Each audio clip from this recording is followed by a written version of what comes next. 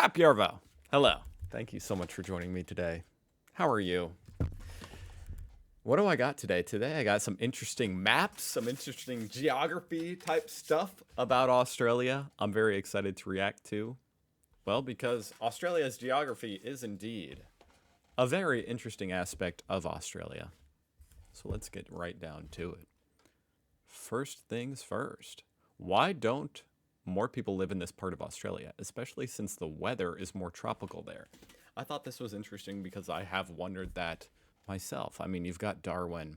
From what I understand, I've reacted to a lot of Australian stuff, so I can take a crack at this one. I believe there is a rainy season that is quite brutal in this part of Australia. And while the weather at times can be more, what's the word? Temperate? Is that the word? I sound stupid.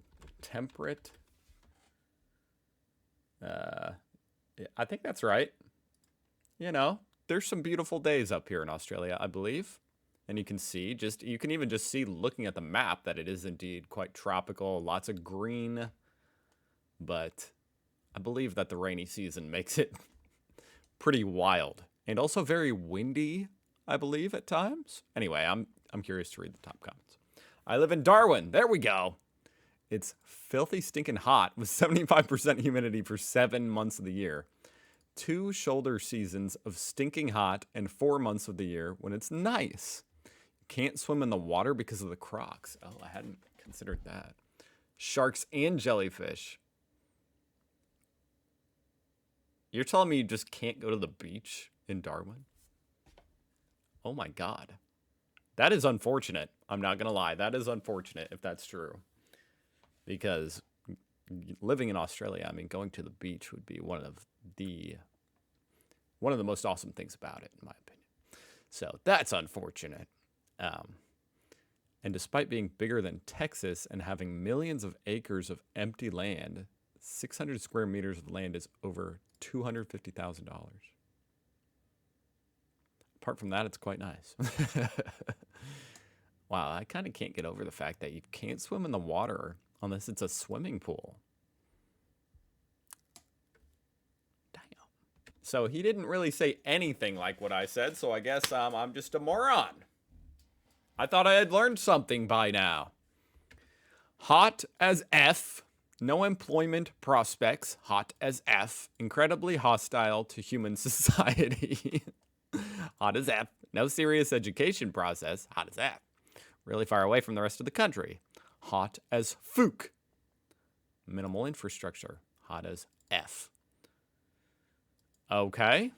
Snakes, crocs, cane toads, humidity, snakes, heat, Ross River virus, cassowaries, snakes, Queenslanders. Oh no, the Queenslanders. Between the snakes and the Queenslanders, you gotta be careful. This all does indeed make sense. Most people are just saying it's really hot, which does check out. I mean, it's closer to the equator. I don't know why my simple brain cannot fathom going up north being hotter. I'm just too simple-minded, folks. I don't know. It's because I live in America, and in America, the further south you go, generally, the hotter it gets. So I just can't fathom it. In Australia, the further north you go, the hotter it gets. So that makes sense. It must be blistering hot. Okay, this is kind of fascinating. Earth, if sea levels dropped by 1,000 meters. I mean, of course, everything basically gets fatter, but in particular, Australia down here, look at that. It's connected. I mean, to Indonesia, Papua New Guinea. Oh my God, look at New Zealand. Australia looks funny. I guess Tasmania got swallowed up. It's no longer, it's connected. The Tasmanians would have to live with the mainlanders. Oh my God. You could drive a car from Australia. I mean, imagine that. You could drive a car from Australia to Germany. I mean, hell, you could drive a car. Think about this. You could drive a car. Granted, maybe you need a couple bridges here. I don't know. It looks like it would be connected. But you could drive a car from Australia to the USA. Up through Russia, through Alaska, through Canada. That's insane to think about. And maybe one day that'll be the way it is. Hopefully not. I mean, I think that would be pretty cool, taking a road trip to Australia. It might take a while, but you could get there. I think you guys would probably hate that. Am I right? I think you guys kind of enjoy being a little bit disconnected from the rest of the crazy-ass world. It's like a hidden gem of the world, Australia. I don't think you guys want to be connected. I could be wrong. But that is kind of fascinating. I have seen this image a lot of times. I think I've seen this image one time as well. Is a plan like to terraform Australia feasible? I mean, I don't know anything about like geology and stuff, but that seems so absurd to me. Just as a, I don't know. If someone could pull that off, that would be like humanity's greatest accomplishment. Or worst accomplishment. I mean, it depends on if you want this or not, first of all. I don't know. I think Australia is pretty cool the way it is. You know what I mean? Would it really be? Do people want the Outback to just be gone? And it to be, you know, tropical paradise? All of it? I don't know. I don't know. You can't tell me this would go exactly as planned either.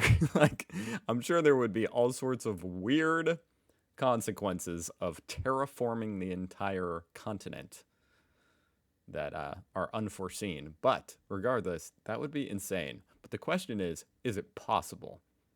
I feel like the answer is no, but what do I know? This one has better production values than the last. Ooh, I want to see the last one, but it's equally ridiculous. Yeah, I mean, how would you go about doing this? What does this mean? Unless there's like a dam right here, you know, a natural dam that you just tear down and all of a sudden it floods in.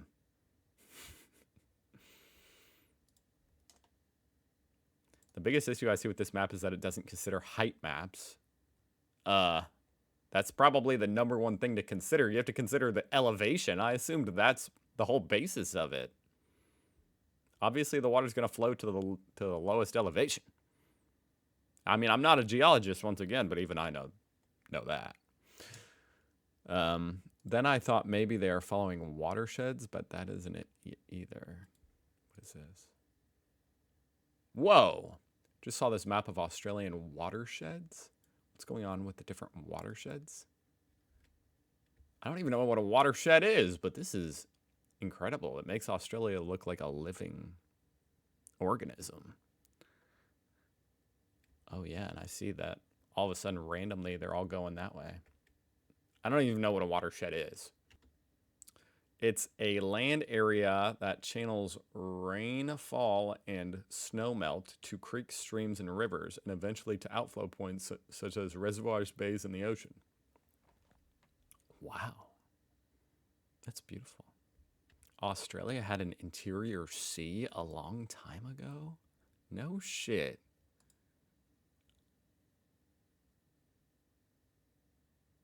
Really?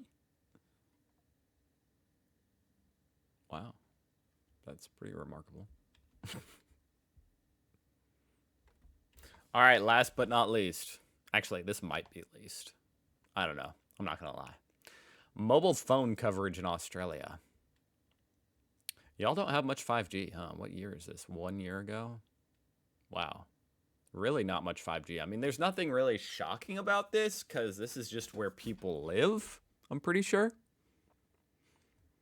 In fact, the most shocking thing about it is this random spot right here.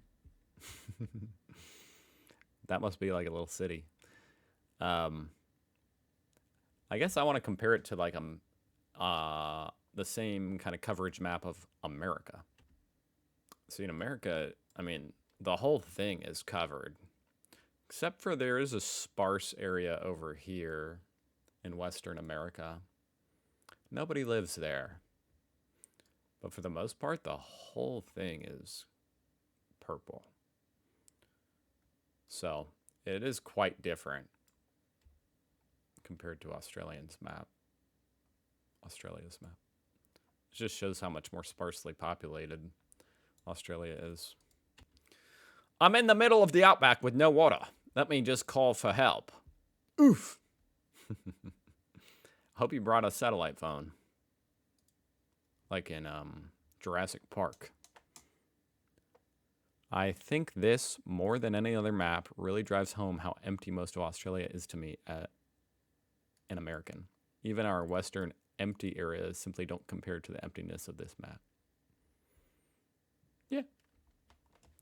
Pretty interesting. Okay. Well, overall, that was all very fascinating. I really enjoyed that. And hopefully someone else out there did too. And I hope to see you guys again tomorrow. I hope you had a phenomenal weekend. Thank you for watching. Anything else I want to say? Nope. Goodbye.